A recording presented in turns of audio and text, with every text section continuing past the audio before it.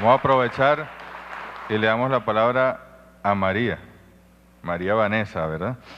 Ella es añú, es una indígena añú catira, ¿no? Estuvimos conversando contigo el viernes también, igualito, la misma pregunta, ¿es posible? ¿Es lógico, es coherente, es indígena? Un indígena que haya nacido en su pueblo y que lo quiera y al mismo tiempo sea contrarrevolucionario. Bueno, primero que nada, muy buenas tardes. Permítame, vicepresidente, antes de responder su pregunta, saludar a las autoridades presentes, a la ministra de la Defensa, Carmen Meléndez, a nuestro vicepresidente social, Héctor Rodríguez, a usted mismo, vicepresidente, nuestra ministra de Pueblos Indígenas, Loa Núñez, y a todas su tren de gobierno. En nombre de las 38 poblaciones indígenas que están presentes en este sagrado recinto, Salón Simón Bolívar. Más simbólico no ha podido ser, además que es el lugar donde nuestro comandante eterno se dirigió a todo su pueblo revolucionario y no revolucionario también para dar su mensaje de la lealtad. Por eso saludo este gesto que es para nosotros sumamente simbólico y siento en mi corazón que nuestros ancestros están entendiendo perfectamente el mensaje que del gobierno bolivariano están recibiendo a través de este acto.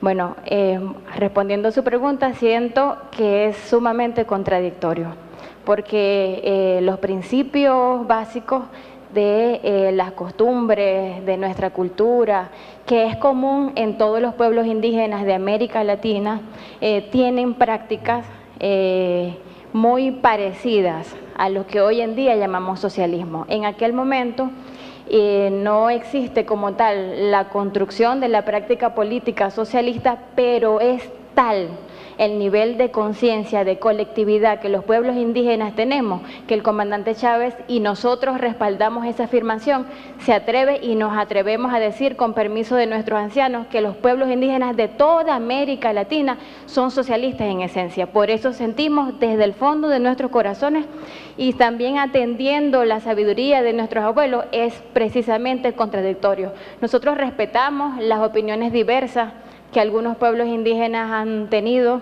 pero algunos voceros o quizás algunos representantes que en realidad se ha demostrado que son una minoría. Ellos tienen alguna posición diferente a nosotros, pero no es la mayoritaria, ni es la más correcta, ni la más leal, ni la que sigue los lineamientos, las enseñanzas, ni la sabiduría de nuestros pueblos. Por eso pienso que es absolutamente contradictorio. Muchas gracias. Bueno, más claro, imposible. María, sigue adelante, yo sé que tú tienes mucho más que aportar.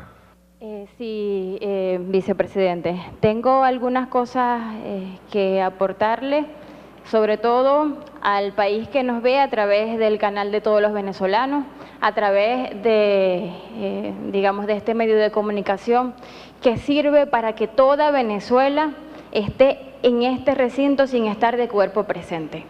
Por eso también me quiero dirigir a los historiadores de este país, a quienes se encargan de escribir la historia patria, de que inscriban esta fecha dentro de los procedimientos, de los hechos históricos importantes, de la memoria, de la reivindicación de los pueblos indígenas en Venezuela.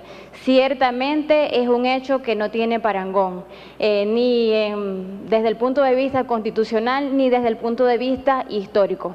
Siempre habíamos sido los pueblos indígenas vistos como una minoría, porque ciertamente la lógica capitalista y la lógica cuartos republicana lleva a emplear políticas públicas de acuerdo al peso electoral. Por eso siempre las políticas del Estado cuartos republicanas se han quedado en los centros poblados más importantes, en las ciudades. Pero hoy en día vemos que nosotros, siendo 724.702 habitantes para el censo, el último censo poblacional, nos damos cuenta que el acercamiento que tiene el gobierno bolivariano a esta población, que es representando el 2.7%, nos dan esta oportunidad histórica de poder evaluar, poder decidir sobre los destinos de nuestros propios pueblos a través de la aplicación, de la evaluación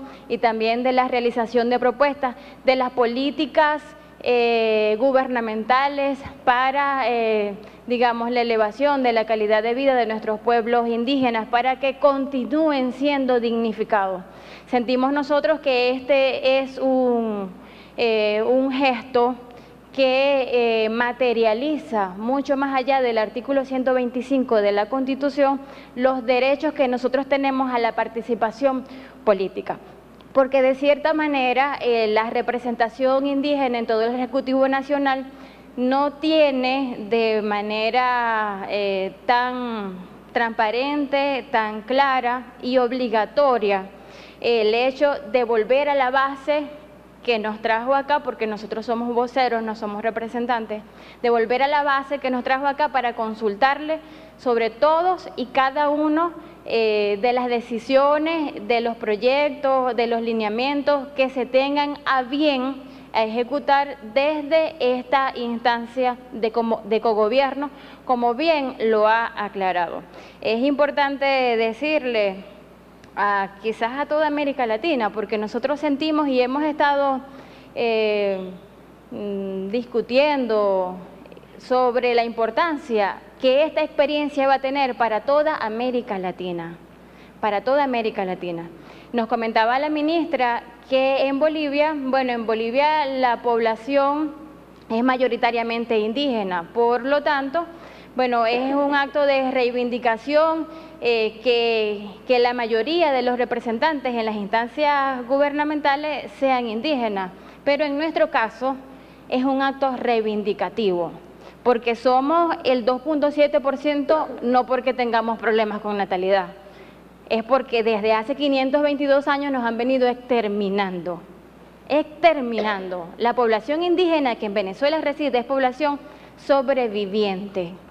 Hemos estado durante estos días revisando algunas cartas como las de Fray Bartolomé de las Casas, y no se trata de posiciones reaccionarias, y no se trata tampoco de resentimientos históricos. Se trata de que ciertamente somos víctimas y somos resultado de la multiplicación de esa misma lógica colonial en los gobiernos pasados. Es la multiplicación, es la misma lógica, es el mismo colonialismo, es el mismo pensamiento. Solamente el libertador, Simón Bolívar, 300 años después, lo decía en 1810, trató de reivindicarnos. Por allí iba colocando edictos de libertad para los esclavos y tierra para los indios, pero no fue sino hasta que el comandante Chávez llegó al poder a través de nuestro mismo apoyo, que dejó por escrito en la Carta Magna. Así vemos nosotros que nuestros derechos como indígenas empiezan no solamente en el capítulo 8 de la Constitución, sino que empiezan desde el preámbulo. Nosotros observamos, como dice, que Venezuela es una república para establecer una sociedad democrática, participativa, protagónica, multiétnica, pluricultural. Empiezan nuestros derechos desde el preámbulo. Y encontramos también en el artículo número 9 que todos los idiomas que aquí se hablan son idiomas oficiales. Son idiomas oficiales, además del castellano. ¿Qué significa esto para nosotros? ¿Qué significa? Es la materialización real, efectiva, evidente de la reivindicación de nuestros derechos. A nosotros nos parece hermoso que nos digan patria para los indios, pero es que los indios siempre hemos tenido patria. Siempre hemos tenido patria y somos los únicos que en realidad nunca lo hemos dudado. Que desde el principio, cuando se asomó la primera goleta, cuando se asomó el primer bergantín, cuando se asomó la primera caravera, fuimos los primeros en defender el territorio.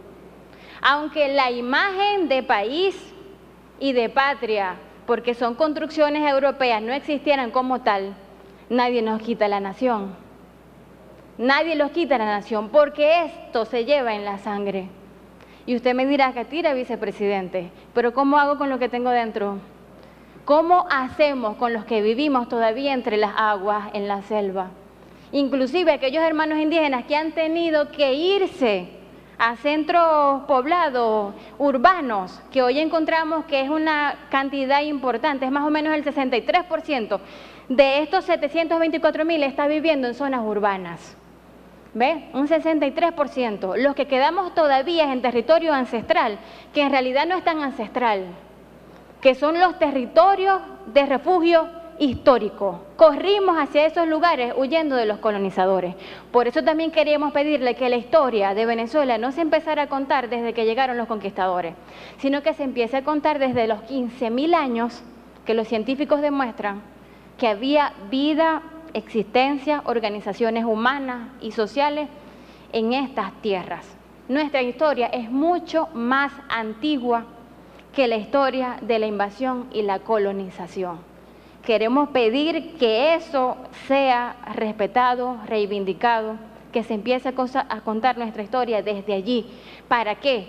Como una estrategia del gobierno nacional para descolonizar las mentes, primero de nuestros maestros y después de nuestros niños, que son los que mañana van a estar en este recinto. Quiero decirle, vicepresidente, que este consejo es lo más fiel y exacto de la voluntad popular. Tenemos aquí presentes pueblos indígenas que no han sido electos por otra cosa, sino a través de los usos, costumbres y la mayoría de nuestros hermanos que nos han dado esta gran responsabilidad histórica. Nunca antes se había reunido en un cuerpo deliberante con tanta importancia política toda la representación de la nación indígena. Nunca. Siempre se había elegido por regiones y un representante de la mayoría poblacional de esa región. Pero en esta ocasión, cambiar la lógica de la elección hacia algo más fiel a nuestros principios, que es la igualdad, ¿ve? Hace que aquí hayan pueblos pequeños e inclusive esté presente también los pueblos en número mucho más grande. Deseamos que este sea un consejo horizontal y que de verdad apoye, aporte y haga cambios profundos y refuerce las políticas del gobierno bolivariano que en materia indígena ya hemos venido desarrollando.